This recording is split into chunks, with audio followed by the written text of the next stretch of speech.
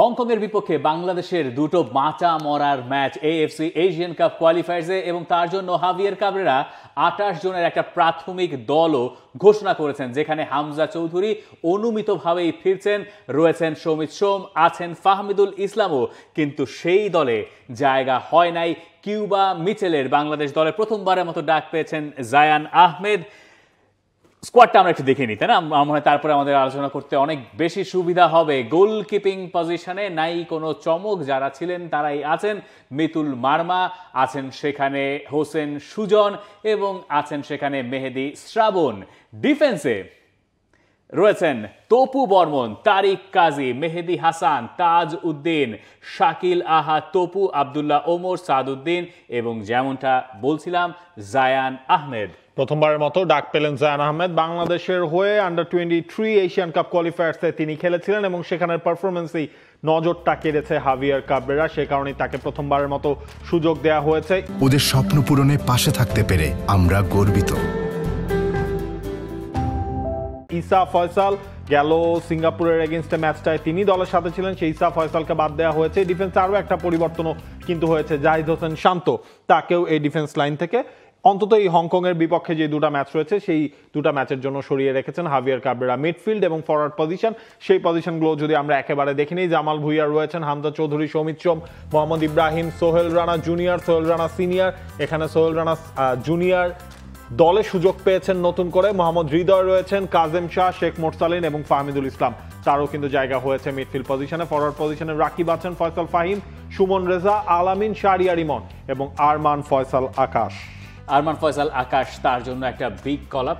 দেখা যাক এর আগেও আসলে তিনি কলআপ পেয়েছিলেন, তিনি এই কম্পারেটিভ ম্যাচে জায়গা করে নিতে পারেন কিনা। এটাকে আমরা প্রাথমিক স্কোয়াড বলছি, নিশ্চয়ই বাংলাদেশ যখন খেলবে 9 তারিখে তার আগে 23 জনের স্কোয়াডে সেটাকে ছেটে নিয়ে আসা হবে। এবার যদি আমরা সেই স্কোয়াড বিশ্লেষণে যাই, হাভিয়ার কাবরেরা যে দলটা ঘোষণা করেছেন, অনুমিত ছিল যে হামজা চৌধুরীরা আসবেন, কারণ হামজা চৌধুরীরা নেপালের বিপক্ষে ম্যাচ খেলেন নাই। হামজা এবং সমিত সেখানে একটাই ম্যাচ হয়েছিল সেই 10 জুনের ম্যাচের পরে। এটা বাংলাদেশের ফার্স্ট কম্পারেটিভ ম্যাচ, সেখানে বাংলাদেশের মহাদুই তারকা থাকবেন, সেটাই স্বাভাবিক। কিন্তু এই দলে কিউবা মিচেলের না থাকাটা বোধহয় সবচেয়ে বড় প্রশ্নবোধক চিহ্ন এঁকে দিচ্ছে। সিঙ্গাপুরের এগেইনস্টে যখন 26 সদস্যের দল ঘোষণা করা হলো, সেই দল ঘোষণার ঠিক একদিন না 2 দিন আগে কিউবার হচ্ছে চূড়ান্ত অনুমতিটা মিলেছিল, অর্থাৎ পাসপোর্টের কাজ সবকিছু শেষ হয়ে গেল। তারপরও হাভিয়ার কাবরেরা সেই জায়গাটায় বলছিলেন যে একেবারে শেষ দিকটায় হচ্ছে, সামনে তারও ম্যাচ রয়েছে, সেই সময়টায় চিন্তা ভাবনা করা হবে। এরপর দেখেন কিউবা মিচেল বসুন্ধরা কিংসের হয়ে প্রিমিয়ার লিগের জন্য সে এনলিস্টেডও হয়ে গেল, তারপরও হাভিয়ার কাবরেরা তাকে রাখেন নেই। হ্যাঁ, আমরা বসুন্ধরা কিংসের হয়ে সেই আপনার এএফসি চ্যালেঞ্জ লিগের কোয়ালিফায়ার ম্যাচে কিউবা মিচেলকে দেখেছিলাম অল্প কিছু সময়ের জন্য। এরপর হচ্ছে যে আপনার চ্যালেঞ্জ কাপ, ফেডারেশন কাপ, লিগের একটা ম্যাচ, সেই পর্যন্ত কিউবাকে এখনো দেখার সুযোগ হয়নি। এই জায়গায় অন্তত আমার কাছে মনে হয় কিউবাকে এই দলটায় রাখা যেত। আপনি হচ্ছে 26 থেকে আপনি দলটাকে নিলেন 28 সদস্যের দল, ঘরের মাঠে আপনার প্রথম ম্যাচ, আপনি সেটাকে 29 করলেও আসলে কোনো ক্ষতি হতো না। তাহলে হয়তোবা হাভিয়ার কাবরেরা নিজে দেখতে পারতেন কিউবার ওই মাঠের রোলটা কি হয়। এতটুকু কনফার্মেশন দিতে পারি, কিউবা মিচেলের কোনো সিরিয়াস ইনজুরি নাই, এমন না যে তিনি ইনজুর, তাকে সেই কারণে রাখা হচ্ছে না। তিনি বসুন্ধরা কিংসের হয়ে 3 ম্যাচ কেন খেলেন নাই? মানে যে কিংসের যে এই সিজনে 3টা ম্যাচ হয়েছে, চ্যালেঞ্জ কাপ, ফেডারেশন কাপ এবং প্রিমিয়ার লিগের ফার্স্ট ম্যাচ, একটা ম্যাচে তো আমরা কিউবা মিচেলকে দেখিনি। এই জায়গাটায় তার প্রথম দিকটা হচ্ছে কি আপনার কিছুটা ধরেন ওয়েদারের সাথে মানিয়ে নিতে কিছুটা সমস্যা হচ্ছিল, ধরেন ঠান্ডা, কাশি টাইপ, যেই টাইপ কথাবার্তা আমরা শুনলেন, ধুলাবালি, ডাস্ট অ্যালার্জি টাইপ, সেই জিনিসগুলো প্রথম দিকটায় তার হয়েছে। সে কারণেই তাকে, তিনি কিন্তু ট্রেনিং করছেন ফুল ফেজে, এমন না যে তিনি ট্রেনিং করছেন না, তিনি ট্রেনিং করছেন, কিন্তু এই ম্যাচের জন্য তাকে বলছে তোমাকে নেক্সট উইকে হয়তো বা দেখা হবে। অর্থাৎ এই যে প্রিমিয়ার লিগের যে ম্যাচটা ছিল, প্রথম যে ম্যাচটা ছিল যেটা পিডব্লিউডির এগেইনস্টে বসুন্ধরা কিংস খেললো, সেখানে তার নাকি নামার কথা ছিল, কিন্তু শেষ পর্যন্ত সেটা হয়নি। সেটা একান্তই বসুন্ধরা কিংসের হেড কোচ বা তাদের টিম ম্যানেজমেন্টের ডিসিশন। যদি টিম তার ক্লাব যদি মনে করে যে he is not fit yet, তাহলে ন্যাশনাল টিম কেন মনে করবে যে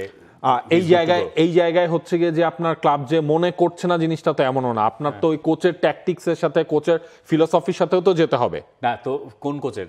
মারিও গোমেজ। মারিও গোমেজ যদি মারিও গোমেজের ফিলোসফির সঙ্গে যদি না যান, তা তো না। দুই কোচের এক এক কোচের এক এক ধরনের ফিলোসফি, এটা কিন্তু আপনাকে বুঝতে হবে। নিশ্চয়ই ব্যাপারটা এরকম, মানে হাভিয়ার কাবরেরা তাকে দলে না রাখার পেছনে নিশ্চয়ই এরকম যুক্তি দেখাইতেই পারেন যে এখনো পর্যন্ত কেন তাহলে বসুন্ধরা তাহলে আচ্ছা, তাহলে হচ্ছে গিয়ে এই জিনিসটা আসেন, হাভিয়ার কাবরেরা কি যখন ফাহমিদুলকে প্রথম কল আপ করেছেন, হ্যাঁ তিনি তো তার ক্যাম্পে এনে ফাহমিদুলকে প্রথমে তিনি দেখেছেন, দেখার পর ফাহমিদুলের পারফরমেন্স দুর্দান্ত লেগেছে সৌদি আরবের সেই ক্যাম্পে। এরপর তিনি ঠিক করেছেন যে এই ছেলেকে দিয়েই আমার কাজ করতে হবে। ইন্ডিয়া ম্যাচে রাখেন নাই, সেটা ডিফারেন্ট কেস। এরপর হচ্ছে গিয়ে তাকে কিন্তু আবারও হচ্ছে আপনার আনা হয়েছে, কিন্তু ইন্ডিয়ার টিমেও কিন্তু তার থাকার কথা ছিল। সেই সুযোগটা ফাহমিদুল কখন কাজে লাগিয়েছে? যখন হচ্ছে তিনি সৌদি আরবে ক্যাম্পটা করেছেন তখন তিনি কাজে লাগিয়েছেন। এখন কিউবা যেই লেভেলে খেলেছেন সেই লেভেল নিয়ে তো কারো কোনো ডাউট নাই। তিনি সান্ডারল্যান্ডের এজ লেভেলে রেগুলার তিনি ম্যাচ খেলেছেন, সেই জিনিসগুলো নিয়ে তো কারো ডাউট নাই। আপনি তো সেই জিনিসগুলো তো দেখেছেন। সেই জিনিসগুলো দেখার পরেই তো কিউবা মিচেলকে নিয়ে যে ধরেন বাংলাদেশের মানুষজনের এত প্রত্যাশা, বা কিউবা যখন নামেনও না আমরা দেখি হচ্ছে গ্যালারিতে অন্য কারোর দিকে কারোর কোনো নজর নাই। বাংলাদেশের লোকাল ম্যাচগুলো তো সেই নজর পুরোটাই থাকে আসলে কিউবা মিচেলের দিকে। কিউবা নামছেন কিনা, কিউবা যখন চ্যালেঞ্জ কাপের পর মাঠে নামলেন পুরো দল একদিকে, কিউবাকে ঘিরেই আসলে স্টেডিয়ামে বাকি সব মানুষজন হয়ে গেছে। এই জিনিসগুলো তো হয়েছে কেন? কিউবা মিচেলের ওই ক্লিপগুলো দেখে, যেটা ফাহমিদুলের ক্ষেত্রেও হয়েছিল, ফাহমিদুলের ওই টার্নগুলো দেখে, ফাহমিদুলের ওই স্কিলগুলো দেখে, সেম জিনিসটা তো কিউবার ক্ষেত্রেও হয়েছে।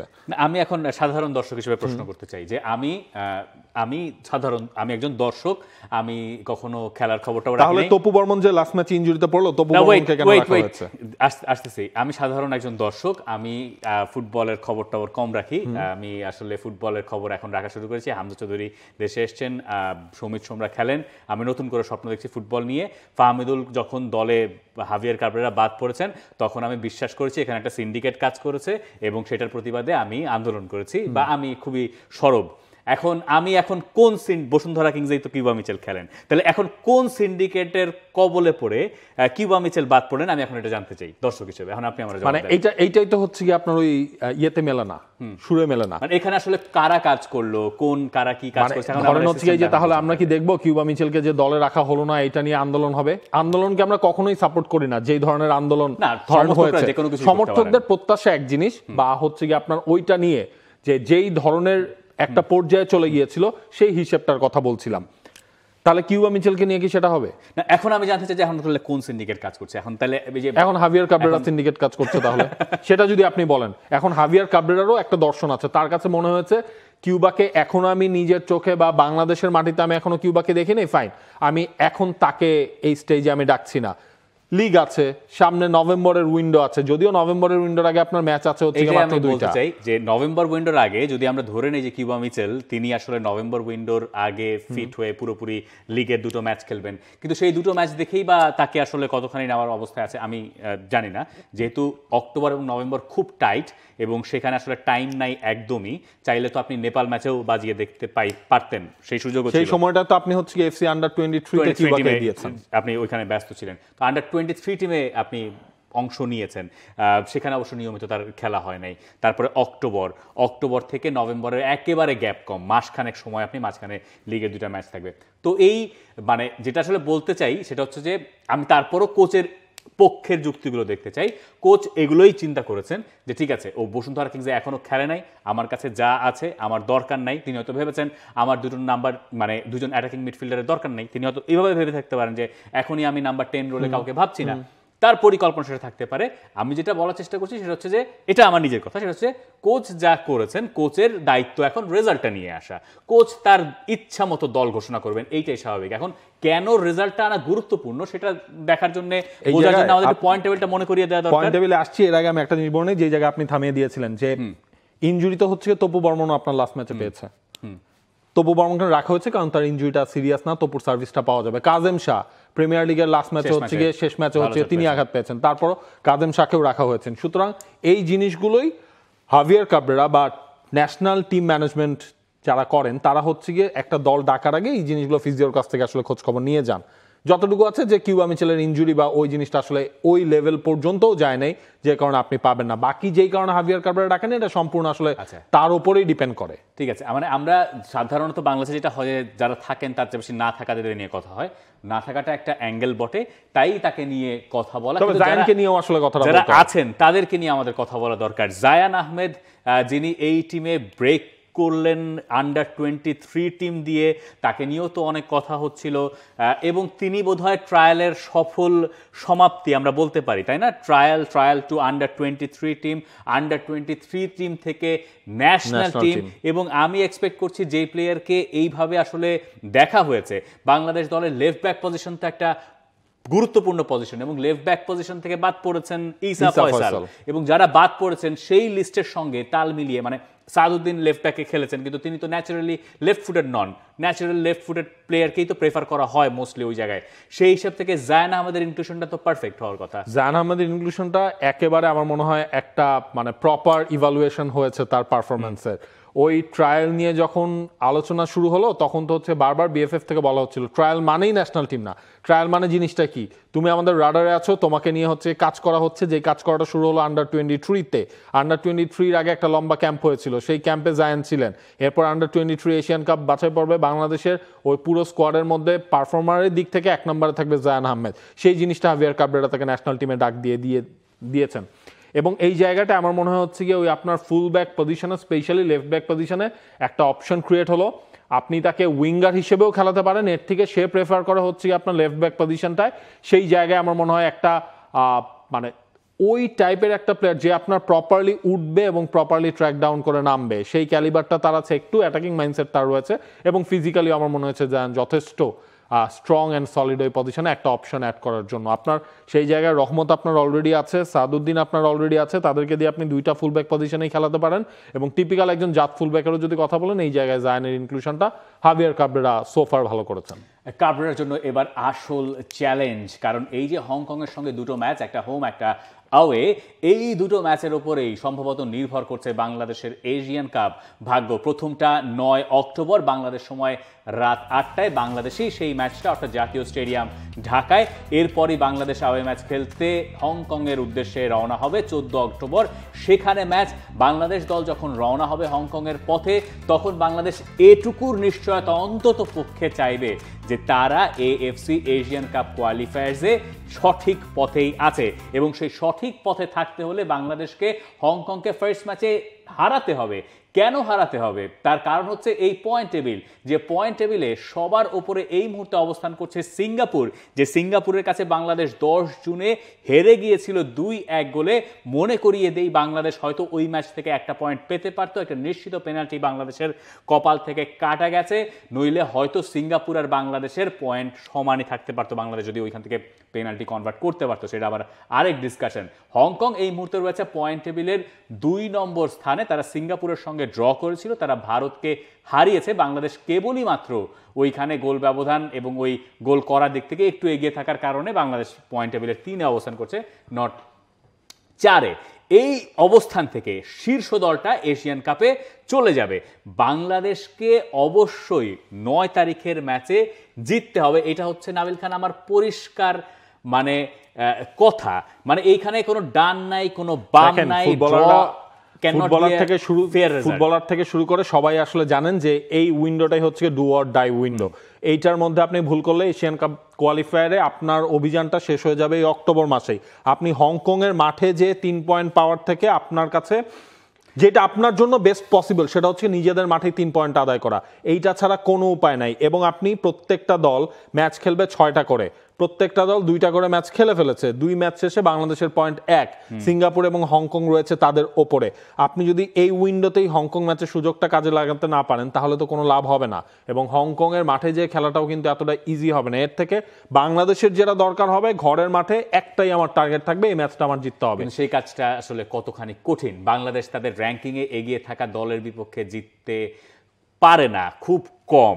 এবং বাংলাদেশের কোচ হাভিয়ার কাবরেরা যখন এই ম্যাচে ডাগ আউটে দাঁড়াবেন, তিনি জানবেন যে তাকে এই ম্যাচের ফল দিয়ে বিচার করা হবে, এবং তিনি যদি দলকে কাঙ্ক্ষিত জায়গায় পৌঁছে দিতে না পারেন, সিঙ্গাপুরের রেজাল্ট তার পক্ষে যায় নাই, ইন্ডিয়ার সঙ্গে বাংলাদেশ সুবর্ণ সুযোগ হাতছাড়া করেছে, কাবরেরা নিজে জানেন তিনি তার ভাগ্য পুরোটা দেখেন। এইখানে হচ্ছে কাবরেরার থেকে ইম্পর্টেন্ট হচ্ছে কাবরেরার কি হলো এটা নিয়ে বাংলাদেশের মানুষজনের যতটা না কনসার্ন, মানে এতটা কনসার্ন তারা না, কারণ হচ্ছে এই ম্যাচ যদি কাবরেরার ফেভারে না আসে, অর্থাৎ বাংলাদেশের ফেভারে না আসে, আপনি এশিয়ান কাপের স্টেজ থেকে আপনি বাদ হয়ে যাচ্ছেন কোয়ালিফাই করার থেকে। এমন গ্রুপ, এমন সুবর্ণ সুযোগ সবসময় বাংলাদেশ কোয়ালিফায়ারে পায় না।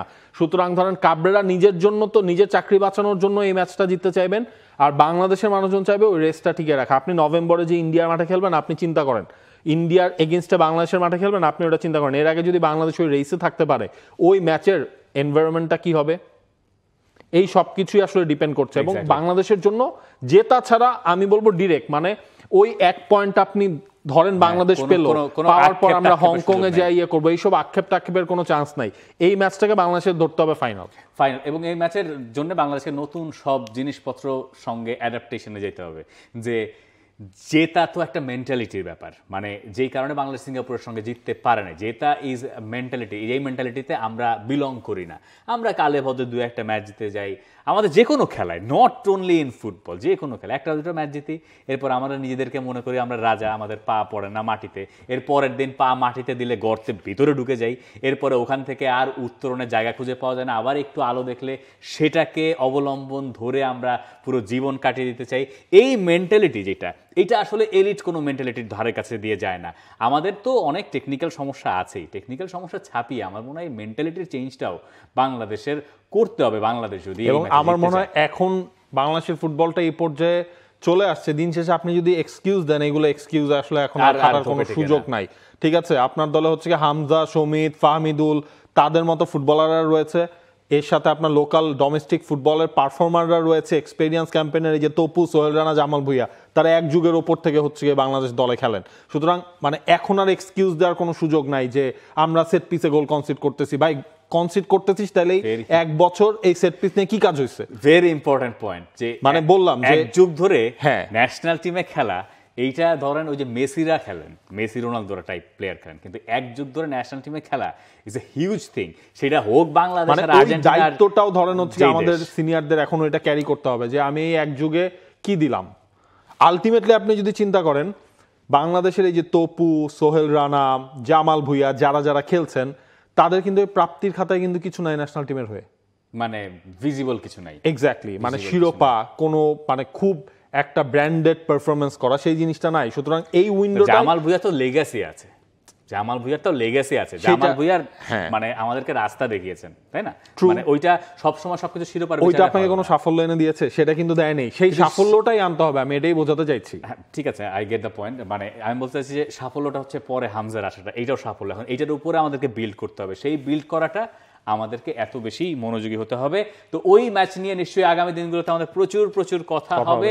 দর্শক, আপনি জানাতে পারেন আপনার কাছে বাংলাদেশের স্কোয়াড কেমন লেগেছে ওভারঅল। যদি আমি বলি গুড, মানে এক্সপেক্টেড। হ্যাঁ, যে এমনও কেউ নাই যে খুব ভালো পারফরমার সে বাদ পড়েছেন, কোনো জায়গা নিয়ে কথাবার্তা যে তাকে কেন দলে রাখা হলো, এটাও মনে হয় আমার নাই। বাদ পড়াদের ক্ষেত্রে যদি আপনি ধরেন মুজিবুর রহমান জনি, তাকে বাদ দেওয়া হয়েছে, তারপর ইসা ফয়সালকে বাদ দেওয়া হলো, এই জায়গাটা একটু আমার কাছে, বাট যেহেতু জায়ানকে দিয়ে আসলে সেই জায়গায় রিপ্লেসমেন্ট হাভিয়ার কাবরেরা চিন্তা করেছেন। এই জাহিদ শান্ত যিনি আসলে তাকে একবার আনা হলো, তাকে তো আমরা খেলাতে পারলাম না ঠিক মতন, তাই না? তারপর আবার যে বাদ দিলাম, মানে তাহলে কি দেখে বাদ দিলাম? ট্রেনিং দেখে? হয়তো ট্রেনিং দেখে বাদ দেওয়া হচ্ছে, হয়তো ইন ফিউচার রাখা হবে, হয়তো আন্ডার 23-তে তাকে নিয়ে ওই জায়গায় রাখা হয়েছিল। এই সব কিছু আসলে কোচের উপরেই ডিপেন্ড করছে। বাট জাহিদ শান্তরও ধরেন শেষ না, কারোই শেষ নয়, বরং এগুলো আসলে এভাবেই থাকে প্রতিটা পজিশনে। যখন আমাদের একাধিক দারুণ প্লেয়ার থাকবে, ওই কম্পিটিশনটা থাকবে, তখন বোধহয় বাংলাদেশ টিম ওই জায়গাতে পৌঁছাতেও পারবে। 9 তারিখ, তাই তো? টিকিট কাটা শুরু হয়ে গেছে নিশ্চয়ই অনেকের। হ্যাঁ, For more updates, subscribe to our YouTube channel and click on the bell icon. Follow us on Facebook and Instagram. Download T-Sports app to enjoy exciting games and highlights. Visit tsports.com.